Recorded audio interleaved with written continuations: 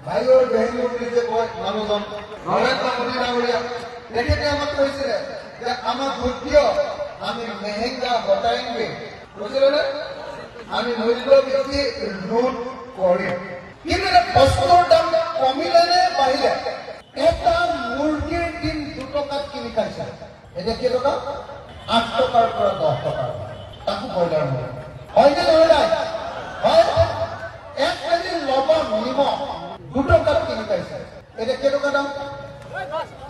কমেও 10 টকা 10 টকাৰ পৰা 20 টকা হয়নে বেছিও আছে কিন্তু পেকেটৰ নিমখ হলে ভাল নিমখ হলে সোডিয়ামযুক্ত নিমখ হলে অতি কমেও 20 টকা হয়নে যেটো নহলে আজিকালি কাৰো পাকঘৰ নবনে গ্যাস সিলিন্ডাৰ একটা গ্যাস সিলিন্ডাৰেৰ দাম তেওঁলোকে কংগ্ৰেছৰ খুব বেয়া চৰকাৰ বুলি কয় কংগ্ৰেছ চৰকাৰ দিনত 414 টকা আছে 414 টকা থাকোতে তেওঁলোকে হাল্লা লগাই দিছিলে বিজেপিয়ে গৰুকাৰী গ্যাস সিলিন্ডাৰ উলিয়ানি কৈছিল যে চোৱা এওঁলোকে আমাৰ একদম পাকঘৰ ফাট দিছে কংগ্ৰেছে এতিয়া সেইটো গ্যাস সিলিন্ডাৰ যিটোৰ দাম 414 টকা আছিলে 414 আছিলে সেই গ্যাস সিলিন্ডাৰটোৰ দাম বৰ্তমান ফুলকৈ 1152 টকা হয়নে নহয় হ্যাঁ 1 লিটাৰ মিঠাতেলৰ দাম আছিলে 80 টকা 1 কিলো এনে কি টকা অতি কমেও একদম টিনত অহা মিঠাতেলৰ দাম 180 টকা 180 টকা 220 টকা তাৰ ওপৰত ভাল ভাল ব্ৰেণ্ডবিলাক বেছি দাম হয়নে নহয় একদম সকলো বস্তু ইমান দাম বঢ়ালে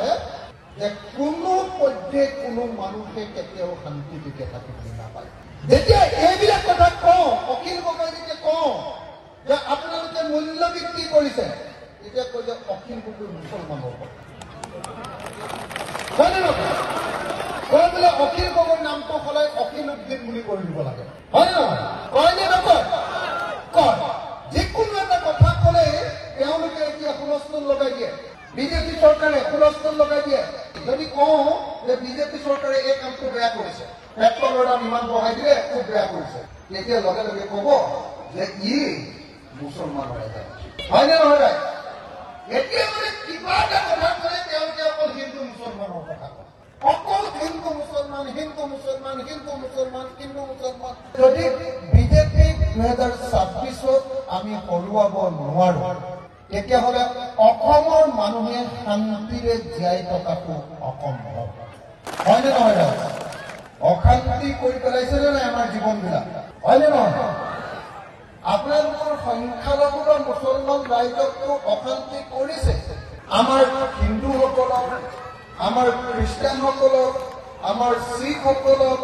আমাৰ বৌদ্ধিষ্টসকলক কাকোৱে আমাক শান্তিৰে এই চৰকাৰখনে থাকিবলৈ দিয়া নাই কাকোৱে